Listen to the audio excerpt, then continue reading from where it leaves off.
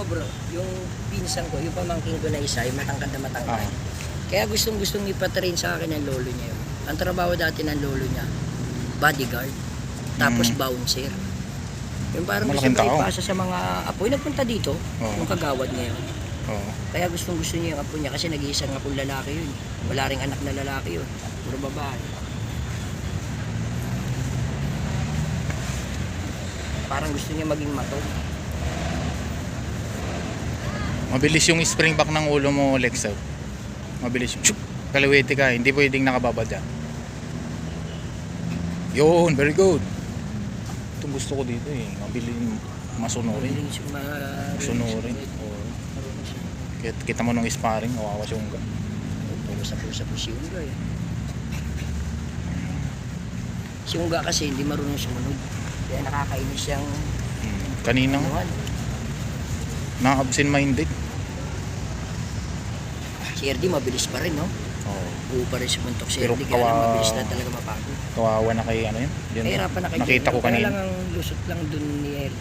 Lakas. Kapag nakatama siya, kasi yung suntok ni RD kahit na marami, pare-pares ng lakas eh. Kung ano yung lakas ng straight niya, yun din yung mga kasunod eh. Malakas si RD. Pero pag nilaro ni Genro yun, Yun, nalamanan niyo sa stamina. Pag napagod, yan. Kapag ginabjab siya ni Genro, inukko. Di ba? Pinabackstipan, ginagalawan ng ulo. wala na si RD. Wala na siya. Wag lang siya sumabay kay RD sa bayan. Wag siya makikipagsabayan kay RD.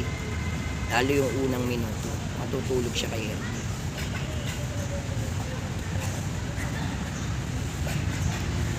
Minutes ko kanina nakita ko eh. Malayo na si Genro. Maganda na ang ano ni Genro, patama ni Genro. Marunong na umasinta. Marunong bumasa.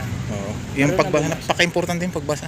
Marunong na bumasa. Useless ang bilis ng boxer kung hindi marunong bumasa. Tsaka kailangan talaga marunong. Yun ang pinakahuling mga tinuturo eh. Technique, pagbasa. Yan ang pinakahuli. Kapag na-perfect mo na lahat, doon ka na magdadagdag ng mga ganon. Pero sa simula, mahihirapan pa yun. Kasi hindi pa siya proper.